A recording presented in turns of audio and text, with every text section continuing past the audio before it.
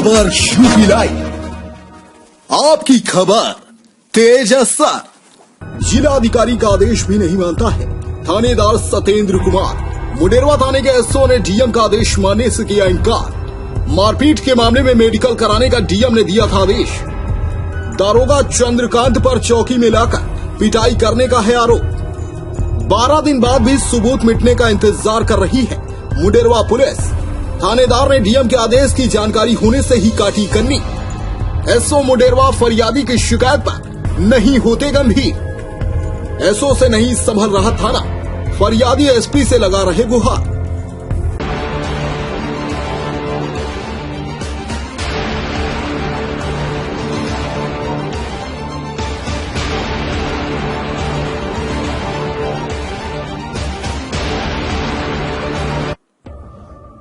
बस्ती में तैनात उत्तर प्रदेश पुलिस का एक थानेदार पूरे पुलिस महकमे की नाक कटाने पर आमादा है।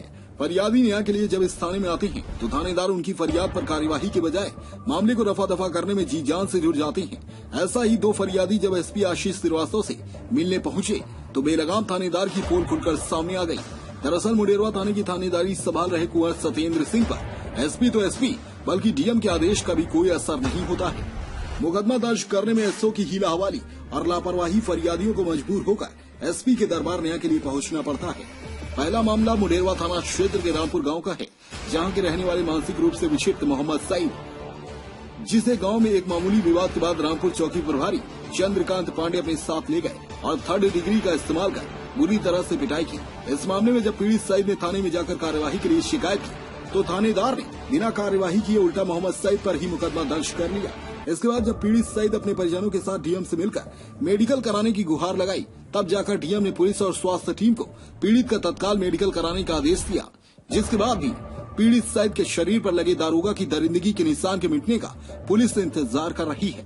2 जून को दारोगा ने पीड़ित सईद की पिटाई की थी और आज तक सईद का मेडिकल नहीं करवाया गया, जिस वजह से सईद को न्याय नहीं मिला और उसकी पिटाई करने वाले दारोगा के खिलाफ कार्यवाही तो दूर की बात है।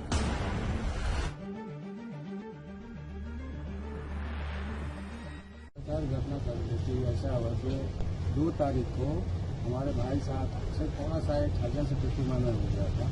उसके में पर तो वही में जो है चौकी इंचार्ज को मैनेज करके और रात में हमारे भाई साहब को उठवा के बहुत मारा है। इतना मार दिया है कि उसकी हालत ठीक नहीं है।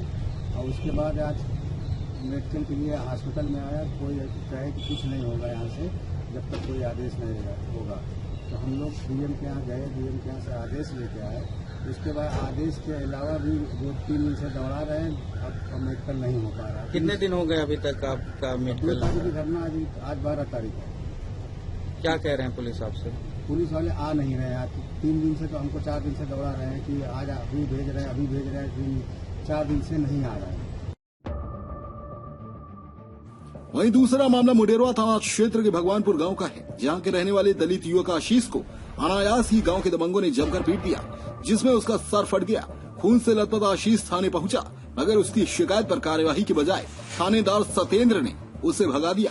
2 दिन तक आशीष खून से सना हुआ न्याय के लिए पुलिस अफसरों के दफ्तरों का चक्कर काटता रहा, मगर उसकी एक न सुनी गई। एसपी आशीष श्रीवास्तव को जब इस मामले की जानकारी हुई तो उन्होंने तत्काल FIR का आदेश दिया।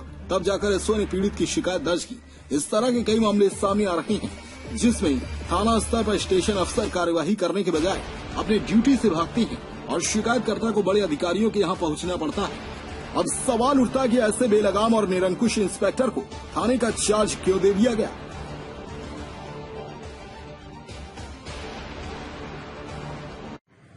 क्या नाम है आपका? आशीष कुमार। चोट कैसे लगी है? झगड़ा मारे। कौन मारा? गोलू पांडे। गोलू पांडे कौन है? गांव का ही है। क्यों मारे हैं?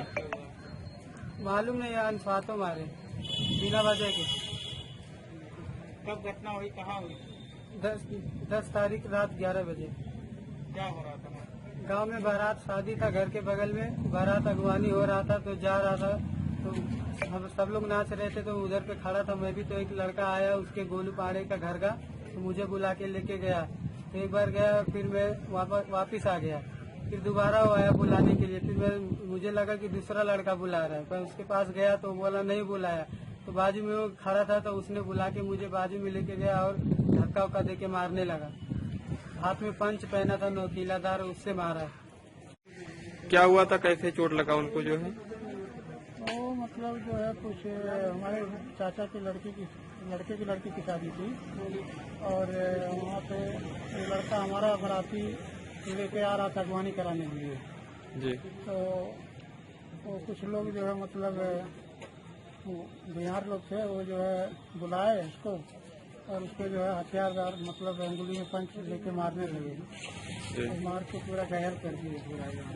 तो सब लोग वहाँ से उठा के बच्चे लोग लेके आए थे हॉस्पिटल। तो क्या आप तहरीर लेके नहीं गए थे? तहरीर लेके हम लोग गए थे मंदरवा में, जी। लेकिन कोई सुनवाई नहीं हुई। रात को जो है वहाँ पे हम लोग 100 नंबर पे एक किए तो वो लोग आए जो है और बोले आप दवा करा के हम बस्ती सदर अस्पताल में लेके आए और वहाँ पे जो है वो लोग बोले कि कुछ थाने से जो है हमको ये रिपोर्ट लेके आइए। दिनांक 10/6/2021 को ग्राम भगवानपुर थाना मुंडेरवा अंतर्गत डीजे की धुन पर नाचने को लेकर दो युवकों में विवाद हो गया, जिसमें रामाशीष नाम के व्यक्ति को चोट लगी थी, जिसके परिजन तत्काल उसको इलाज के लिए अस्पताल लेके चले गए थे। आज उनके द्वारा दी गई तहरीर पर नियमानुसार उनका मेडिकल कराकर 3 अभियुक्तों के खिलाफ अभियोग पंजीकृत कर कार्रवाई की जा रही है। इनमें से 2 अभियुक्त विवेक पांडे और इंपाल पांडे को पुलिस द्वारा गिरफ्तार कर लिया गया है तथा इसमें अग्रिम कार्रवाई की जा रही है। फिलहाल एसपी आशीष श्रीवास्तव के पीआरओ दुर्गेश ने इन दोनों मामले को लेकर फोन पर बताया कि भगवानपुर प्रकरण में एफआईआर लिख ली गई है, जबकि रामपुर मामले में पीड़ित का मेडिकल करवाकर कार्यवाही का निर्देश दिया गया है। 2 जून की सुबह थाना मुंडेरवा के ग्राम रामपुर में के रहने वाले लाल बहादुर ने थाने पर आकर ये सूचना दी कि उनके चचेरे भाई अप्पू के साथ में अभियुक्त सईद, अब्दुल रहमान, नदीम और सलमान ने जाति सूचक शब्द कहकर उनके साथ मारपीट की है। उनकी सूचना के आधार पर एफआईआर पंजीकृत की गई और प्राप्त साक्ष्यों के आधार पर अभियुक्त सईद और सलमान की गिरफ्तारी की गई। इस संबंध में अब्दुल सईद के भाई अब्दुल रहीम ने एक प्रार्थना पत्र दिया है, जिसमें उन्होंने कहा है कि उनके पूर्व की रंजिश अब्दुल वहीद के साथ में थी और अब्दुल वहीद ने लाल बहादुर अप्पू के साथ में मिलकर उनके भाई सईद और अन्य लोगों के साथ में मारपीट की है। इस प्रकार की घटना की उनके द्वारा तहरीर दी गई है। इसके संबंध में मैंने जांच सीओ रुधौली को दी है। सीओ रुधौली इसमें जांच कर रहे हैं। शीघ्र ही प्राप्त साक्ष्यों के आधार पर कार्रवाई की जाएगी। डेस्क रिपोर्ट, खबर यूपी लाइव।